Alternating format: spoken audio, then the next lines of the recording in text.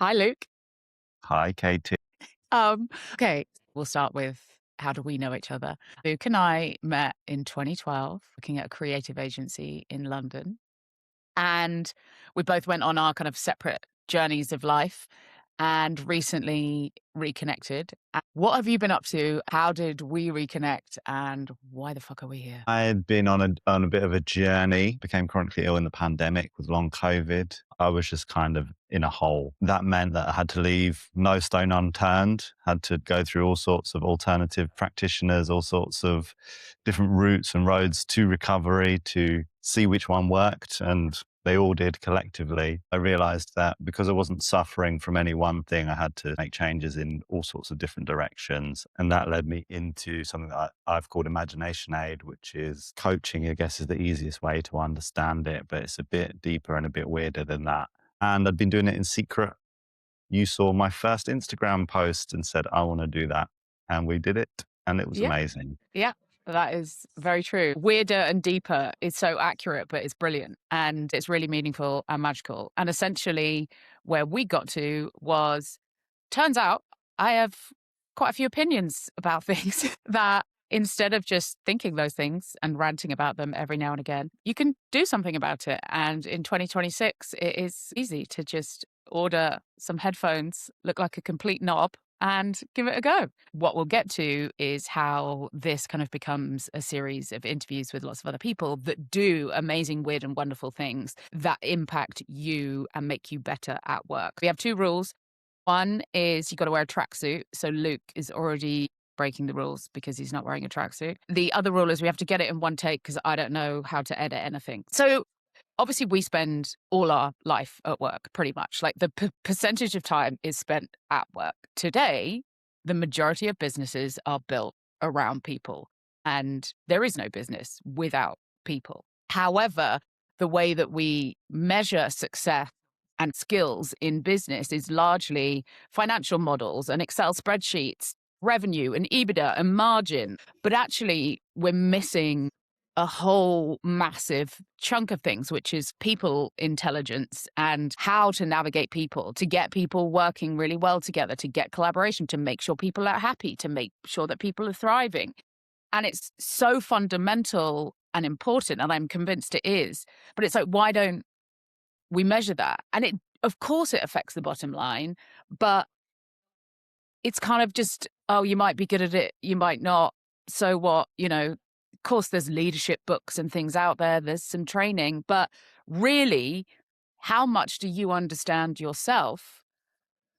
And therefore, how does that determine how you interact with, manage, lead others? And it's critical, which is kind of a complicated subject, but I have a hunch that the deeper you understand yourself, the better you can be at life and jobs and things like that. And then a lot of people are forced by life to explore things and go deeper because something happens to you or many things happen to you.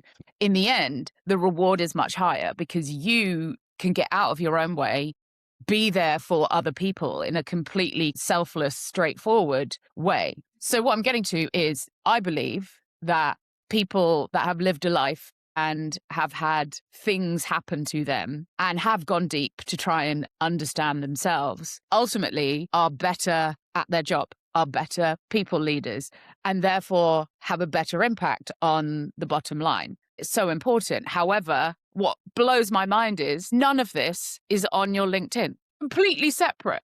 Yeah, I think it's so true. It makes me think of this idea. My dad's a retired psychiatrist, but when I was recovering, he was introducing this idea to me of the wounded healer. So that idea that through the process of recovery, whatever it takes, whatever twists and turns you go through, you become uniquely equipped to quote unquote heal others because of what you've been through and because of those different obstacles that you've overcome. And I think there's an old school camp that leave your personal life at the door, you're at work now, versus a more holistic, a more human centered, a more real, right? Because it's like it doesn't stop at the door and you don't change when you walk in and walk out. It's like you bring all of who you are. Okay, no, I completely agree. And I think that unless you as a leader understand the entire human, can't you can't do your job properly. There is always the reality in the background. And that doesn't mean that a business is responsible for things that go on outside of work. However, a human is a human, and how you are and the context of what's going on in your life impacts you every day. And unless you can see all of those layers and sort of therefore operate within that, what are you doing? You know, when life throws a lot of shit at you, you're kind of almost forced to expand your range, and you can feel deeper than say the everyday human, or you are forced to think about things in a different way. But ironically, I think the people that go through a lot of stuff end up happier, even though maybe what's happened to them is terrible. And I'm really interested in what's not on your LinkedIn, but essentially it is, what is your life experience? What is your Yeah. story? And how does that impact you at work? And how does that make you a better leader, a better human, less about yourself and more there for others? And I'm also really interested in the ways that people can go deeper. What you're doing with Imagination Aid is awesome. And it is something people can do to understand yourself more. There are other people that do all sorts of different coaching using human design. And there's all of these alternative things out there that no one talks about. And it's hidden, not on your LinkedIn, hard to find, but so impactful. It's interesting. But then when it comes to like real life, it's nowhere to be seen. Oh, my wife got long COVID, then so did I. Can I have a job? It might Yeah, work. I don't whereas know. I didn't try it. what you mean is, I've been through some stuff and I've come out the other side, and I'm a much better person because of it. And you as a business would get to benefit from that. Yeah, But it doesn't definitely. exist anywhere. It's like, yes, I've delivered X and Y in 27 years of doing this and this. And that's our currency. Like, that's how, I mean, Mm. what if you did show up to interviews and you were like, these are the four major life things that have happened to me. This is what I have survived. This is my resilience. This is kind of what I've understood about myself. And therefore, this is what I can do for other people and for your business. Yeah. I mean, it feels bold at this point in time, It right? does. But what? And I think you're right about the depths and the circumstances. Mine was like rock bottom with a trapdoor, so I went lower and lower and deeper. And it was in desperation Yeah. that I tried different things, and they changed my life in immeasurable ways that we've spoke about before. I won't bore you with all of them today, but it's like the impact of that in one isolated instance, right, is selflessness. Yeah. To do this, it's why I was doing Imagination Aid in the depths of my illness and my recovery journey, because I was getting so much from it. Why? Because I was doing it for free with people that I either liked or respected or believed I could help. For hours and hours and hours, I was able to contribute something. And that made me reflect on like selflessness. Like, had I really done anything that was like really altruistic and really giving to Yeah. people before? I could probably fudge it and say some of my art was a gift to humanity, but no, like, come on. Or really, if I were to open up to a prospective employer about that, then it's like, oh, you're actually getting a way more selfless Yeah. person than you would have got if you'd tried to hire me pre-pandemic. Yeah. I mean, it's totally true. I think the more you understand about yourself and the more you process your own stuff, the more you can get out of your own way and genuinely be there for others. And if you think about it, leading people and leading a team of people is a massive privilege, and it's a huge responsibility that people really don't take seriously. And people might be terrible at it, but they have a huge team of people. The impact on those people could be huge and could be negative, or it could be really, really positive. And there's this whole world out there of, well, what are your own human values? And then how do you apply that to work? And it's like wholly unregulated, which is kind of insane if you think about it. And then you get back to, well, someone who can be selfless and gets joy from helping others is the actual kind of like top of the pyramid, or what you should be aiming for. So why aren't we looking for people that have that mindset or have Mm. had that life experience? It's like, why isn't that the holy grail of the job search? Yeah, or the job spec. Right. Looking for someone that's been through some shit. Yeah. Looking for someone who's been through some shit. have you been traumatized? Have you been wounded? Have you, you know, figured it out? And it is coming for everybody. It's just at different times, I think. Yeah. And I, in a way, feel lucky that I was forced to kind of deal with some things early on in life because I think it frees you up to be liberated and just get on with things and show up with a good intention for other people. Hmm. Would I wish all of these things on other people? No, but, I also wouldn't change a thing. Yeah. Same. Yeah. It was for me being sick. It was net positive. It was the best thing that happened to me for sure. Which sounds crazy to be like getting long COVID and being completely Yeah. debilitated was the best thing that happened Yeah. to me. I think people would surprise themselves if they were in any kind of situation like that, that required resolve.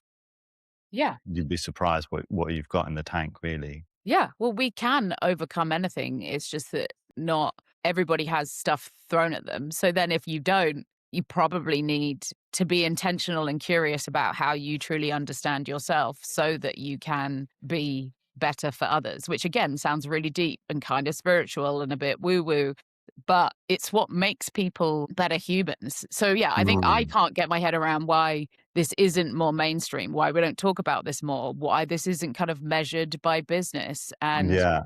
I guess I'm on a mission to try and uncover ways that people go deeper, the experiences that people have had that have made them better people, and how that happens. We're definitely in a world now where obviously AI is taking over. There's so much going on in the world. Nothing is as it used to be. Structures are falling apart. People don't really have things to cling on to. And I think it is difficult to deal with life, that people are starting to talk more about, emotion, feelings, challenges, that kind of thing. But it still hasn't really hit the business world in a formal way where we really look at kind of people and people intelligence and how you navigate people and dynamics to have a positive impact on others and therefore has a positive impact on business. So I think it's taboo. I think it's getting more every day. Also, it feels really personal. I think that you go and Mm. explore stuff yourself and it's not really the done thing to kind of talk about it openly. But I've done the same thing, as in like there's lots of things that I've explored like you did that are kind of like alternative ways to understand yourself that in the end make you a happier person. And, I've got a disabled son who's 7 years old. He doesn't walk or talk. He's the most amazing person ever. And nothing in life could have prepared me for having a disabled child. But that doesn't show up on my LinkedIn. And the journey or story of getting to being 7 years into parenting a disabled child, there's so much depth in that. It's definitely not on my LinkedIn. I'm 12 years sober. That's not on my LinkedIn. There's all Yeah. of this like richness that make me who I am or you who you are that is kind of unsaid. I think both of those things are the best things that have happened to me and really shaped me. It's so hard to explain. It probably is a bit of like the vulnerability thing, Mm. because it's going deeper than just saying a husband, Yeah. it's like saying, Well, it's more unique, right? A father, a yeah, husband, all of those things are kind of expected. yeah, yeah, Recovering from deep sickness yeah, is not an everyday thing to put on there. 12 years sober, not something you see every day as a yeah. descriptor, but it says And I so think much about you. definitely, and I think for me, it's like maybe there's a fear of judgment. Yeah, I feel like if I were to put it there, what would that say? But I think the point is what you've been through makes you a better person. And therefore, it makes you a better employee and Mm. you will contribute better to a business. I think that's the point, is that it's the flip, it's the reverse of what happens. It's that by going through all of that, you have extended your like human range in Mm.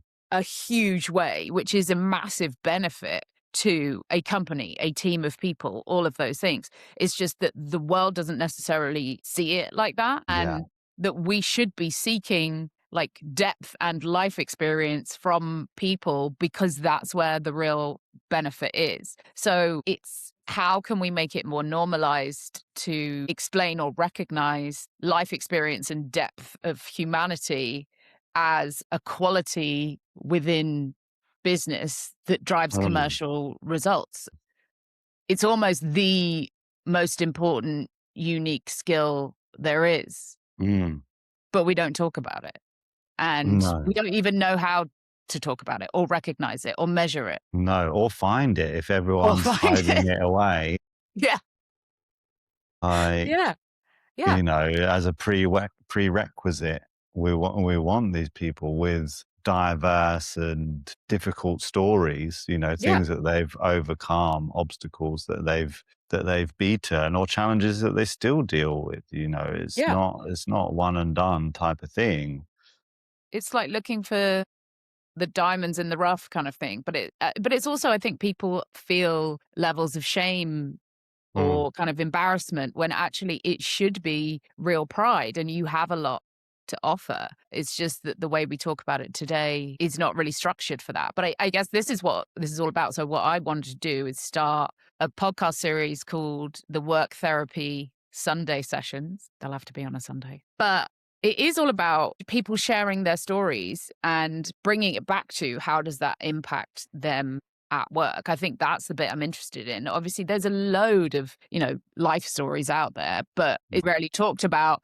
How does that then impact you at work? How does that then make you a better leader? How does that help? How does going deep within yourself and doing some slightly brave woo-woo stuff actually make you a better, happier person? And how does being a better, happier person make you contribute better to a business?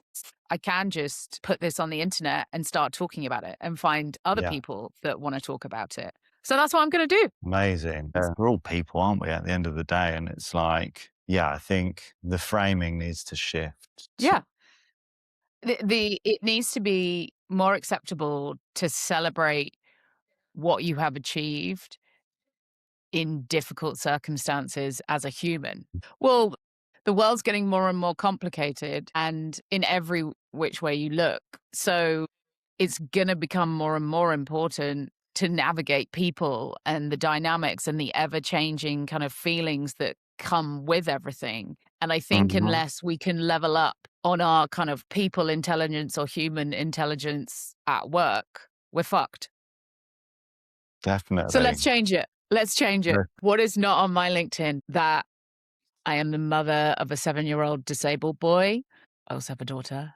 But being the parent of a disabled child is a pretty hardcore journey and skill that doesn't feature on my LinkedIn. Also, I'm 12 years sober. That's a pretty big deal. Doesn't feature on my LinkedIn. And I think all of those things make me who I am. They're a massive part of how I show up every day, but they're nowhere to be seen unless I volunteer that Mm. information to people. And how would it feel to put that information on there, do you think? Think it would need to be framed in the right way. So that's where we need LinkedIn's help to reframe, how do you take things that are perceived as troubles or negative things or life experience? How do you flip that into the bravery, the strength, the all of the great things that come out of those things to demonstrate your human powers, essentially. So I think it is the reframing. It's the where does it live in how we talk about ourselves in a professional environment, and how can it become more everyday to celebrate the amazing things that people do overcome and learn because it is who you are. And Yeah, actually, the more you've overcome, probably the more of a unique person you are. And other people get to benefit from that if you have the balls to share it. Yeah. Can handle sensitive situations, can handle human emotion, can understand complex individuals, break down situations and get really good results quickly, can kind of mm, have tough conversations and get good results, can handle sensitive dynamics and make sure everyone ends up happy. I mean, there's so much kind of uniqueness to it. If I go back to work is all about people and it is all about humans. Humans are the most like unpredictable, nuanced, complex kind of like species on earth. Yet in a work environment, we talk about revenue and EBITDA and margins, not people intelligence and how you navigate people. And another layer to that is what people go through in life help them explore their own kind of range of human intelligence and therefore their brilliance at kind of people navigation. But we don't talk about it anywhere at Mm, all. Not on LinkedIn, not the done yeah. thing to talk about. It's the last thing you find out about people. That's just a reality that we're entering into. We're entering into a more nuanced, more human era for our own sakes and for our own sanity. Yeah. It's what needs to happen. And I And do think that the businesses and teams that can really crack everybody bringing their whole self to work, feeling comfortable being themselves, celebrating the human side of things, and navigating that all together in a very selfless, open way will be the ones that succeed the most. But it's like, how do I prove that? I need to prove that. yeah, I think just to do it by walking the talk. Yeah. I'm going to walk the talk.